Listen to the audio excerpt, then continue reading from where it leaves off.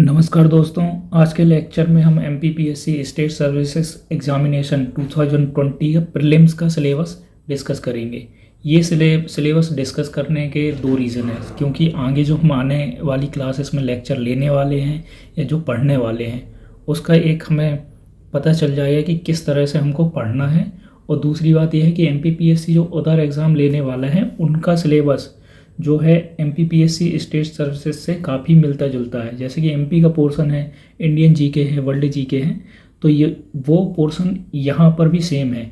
यही same to same other exams में रहेगा जो एमपीपीएससी लेगा, जिनमें जीएस पोर्शन आने वाला है। तो आइए देखते हैं कि कौन कौन से पॉइंट सिलेबस में दिए हैं। पहला जो पॉइंट दिया है वो है history, culture and literature of Madhya Pradesh. इसमें हम मध्य प्रदेश में होने वाली प्रमुख घटनाओं के बारे में पढ़ेंगे, राजवंशों के बारे में पढ़ेंगे, आंदोलनों के बारे में पढ़ेंगे, प्रमुख कलाएं और स्थापत्य कला के बारे में पढ़ेंगे, बोलियों के बारे में पढ़ेंगे, जनजातियों के बारे में पढ़ेंगे, लोक संगीत और लोक कला और लोक साहित्य, प्रमुख त्योहार, साहित्यकार, उनकी कलाओं के बारे में पढ़ेंगे। धार्मिक स्थल जो हैं, पर्यटन स्थल हैं, उनके बारे में हम आगे के लेक्चर में पढ़ेंगे। प्रमुख जनजातियाँ एमपी में कौन सी है उनके बारे में डिस्कस करेंगे। सेकंड पॉइंट जो दिया है वो है history of India. History of India में एमपी के एग्ज़ाम्स में प्रीलिम्स में क्या क्या पूछा जाएगा वो है इंडिया में होने वाली प्रमुख घटनाएं, प्रमुख विशेषताएं क्या रही हैं प्राचीन काल और मध्यकालीन में, प्रशासनिक, सामाजिक और आर्थिक व्यवस्थाएं क्या रही हैं उनके बारे में पढ़ेंगे। उसके बाद में 19वीं और 20वीं शताब्दी में जो सामाजिक धार्मिक आंदोलन हुए हैं उनका डिस्कशन होगा जब भी हम भारत का इतिहास पढ़ेंगे। उसके बाद में स्वतंत्रता संघर्ष एवं भारतीय राष्ट्रीय आंदोलन जो भारत में हुए हैं उनके बारे में डिस्कशन होगा। उसके पश्चात में हम भारत का एकीकरण और पुनर्गठन कैसे हुआ था और स्वतंत्रता के टाइम उनमें क्या इम्प्लीमेंट हुए, ये सब देखेंगे। उसके बाद पोर्शन आता है, थर्ड पॉइंट है जियोग्राफी ऑफ मध्य प्रदेश। मध्य प्रदेश की जियोग्राफी में हमें क्या क्या पढ़ना है। यहाँ पर पढ़ना है फॉरेस्ट, वन, उसके बाद वाइल्ड लाइफ, वन जीव, रिवर, नदियाँ, माउंटेन रेंज पढ़ेंगे, जलवायु क्लाइमेट क्या रहेगा, एमपी का कैसा है उसके बारे में पढ़ेंगे। यहाँ पर कौन कौन से मिनरल्स है, कौन कौन सी ट्रांसपोर्ट की सुविधाएं हैं, कहाँ पर क्या प्रोजेक्ट चल रहे हैं इरिगेशन से, इलेक्ट्रिसिटी से संबंधित, कृषि में क्या सुधार हो रहा है, कृषि पशुपालन के बारे में पढ़ेंगे, कौन सी इंडस्ट्री है इससे एग्रीकल्चर से रिलेटेड उसके बारे में देखेंगे।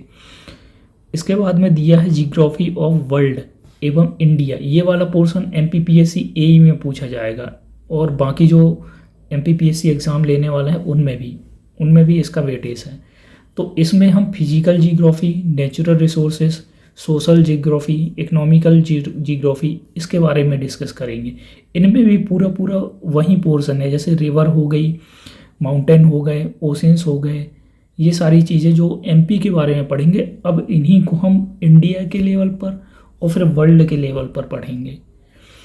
ओके, इसके बाद में अगला पॉइंट जो है फिफ्थ पॉइंट, उसमें दो पोर्शन दिए हैं। कॉन्स्टिट्यूशन सिस्टम ऑफ मध्य प्रदेश, मतलब कॉन्स्टिट्यूशन का जो मध्य प्रदेश में मतलब कैसे क्या क्या इम्प्लीमेंट हुए हैं, राज्य में संवैधानिक व्यवस्थाएं जो रही हैं, मध्य प्रदेश के संबंध में जो राज्यपाल, मंत्रिमंडल, विधानसभा है, उच्च न्यायालय है, उसको कैसे बनाया गया, ये मध्य प्रदेश के संदर्भ में पढ़ेंगे। सेम चीज़ हम आगे पढ़ेंगे वो इंडिया के संबंध में। इसके बाद बी पॉइंट दिया है economy of Madhya Pradesh.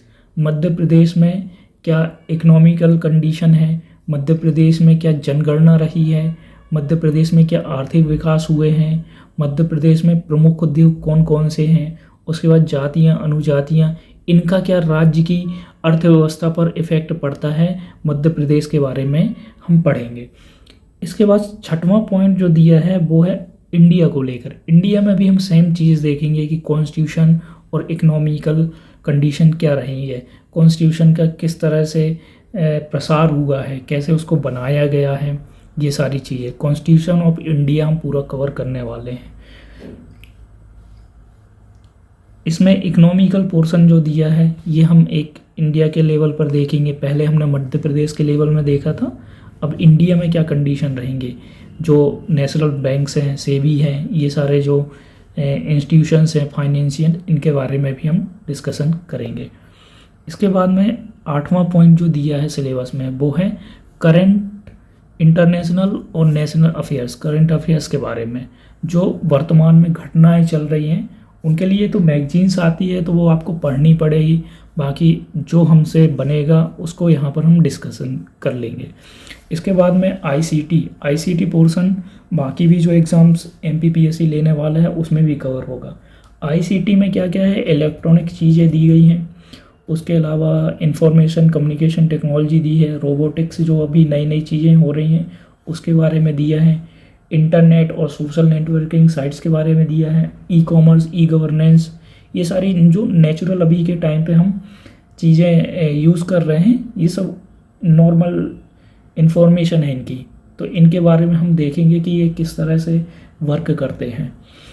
10वां point जो सिलेबस में दिया है वो है national and regional constitution statutory body, जो बॉडी गवर्नमेंट काम कर रही है हमारे इंडिया लेवल पर, एमपी लेवल पर जितनी भी बॉडी हैं उनमें, जैसे कि election commission of India, Bharat निर्वाचन आयोग, स्टेट इलेक्शन कमीशन, राज्य निर्वाचन आयोग, union public services commission UPSC, संघ लोक सेवा आयोग, Madhya Pradesh public services commission MPPSC, Madhya Pradesh लोक सेवा आयोग, उसके बाद में दिया है नियंत्रण एवं महालेखा आयोग, नीति आयोग दिया है, मानवाधिकार आयोग दिया है, महिला आयोग दिया है, उसके बाद बाल संरक्षण आयोग, जितने भी ये आयोग हैं, नेशनल ग्रीन ट्रिब्यूनल, पिछड़ा वर्ग आयोग और इंफॉर्मेशन कमीशन, ये सारे जितने आयोग दिए हम इनके बारे में भी डिस्कस करेंगे। तो इस तरह ये पूरा सिलेबस कंप्लीट होता है कि सिलेबस में क्या क्या है। सिलेबस एक ऐसा मतलब हमारे पास ऐसी गीता होती है जिसको अगर आप अच्छे से याद कर लेते हैं तो आपका तैयारी का एक पोर्शन आधा कवर हो जाता है, क्योंकि आपके माइंड में अगर सिलेबस है तो आपको पता रहेगा कि पढ़ना क्या है। उसके अलावा जैसे कुछ चीज़ें छोड़ने की होती है, हमारे पास बहुत सारी बुक्स होती हैं, पॉलिटी की हो गई, जियोग्राफी की हो गई, इकोनॉमिकल की हो गई, इनमें बहुत सारा पोर्शन ऐसा दिया रहता है जो शायद सिलेबस में ना हो लेकिन हम पढ़ लेते हैं। तो सिलेबस के अकॉर्डिंग आप पढ़ेंगे तो आपका एक सुचारू रूप से एक मतलब सिस्टमेटिक ढंग से आपकी स्टडी चलती है। तो सिलेबस बहुत इम्पोर्टेंट रोल अदा करता है आपकी तैयारी में।